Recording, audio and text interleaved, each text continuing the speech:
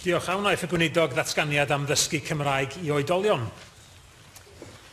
Welsh for adults is a matter for the Minister for International Relations and the Welsh language. However, we work closely on this and in cooperation with the National Centre for Learning Welsh in order to ensure that a variety of opportunities are available to learn Welsh.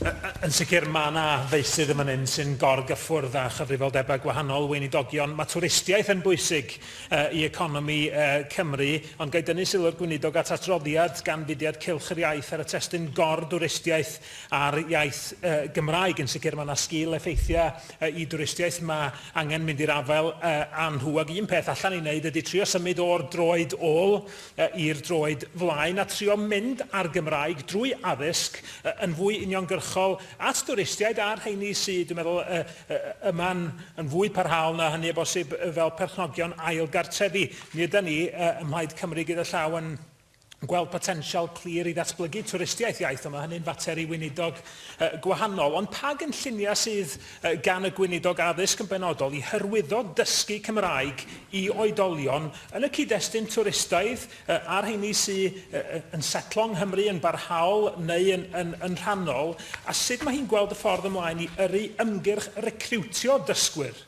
sydd yn clymu efo strategaeth y Llywodraeth o gyrraedd miliwn o siaradwyr Cymraeg? Well, you're absolutely correct to say that adults learning the language, whether they are infrequent visitors to Wales or people who move to our nation, will play an important part in the government reaching its target of 1 million Welsh speakers by 2050. Following the 2021 census, the assumption is that an additional 2,000 adults will become Welsh speakers every year, and the Welsh for Adults sector will be the main mechanism for achieving this.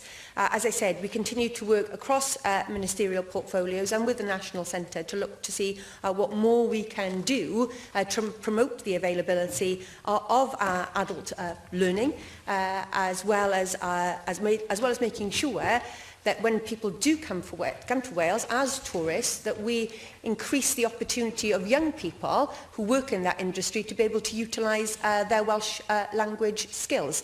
And that's one of the reasons why we have extended the role and remit of the Coleg Cenedlaethol, not just in HE, but also into FE, so those children that are developing technical qualifications can see a real place and a real economic, as well as a social and cultural value in being able to continue to study through the medium of Welsh or utilise Welsh medium skills they've acquired earlier in their educational journey.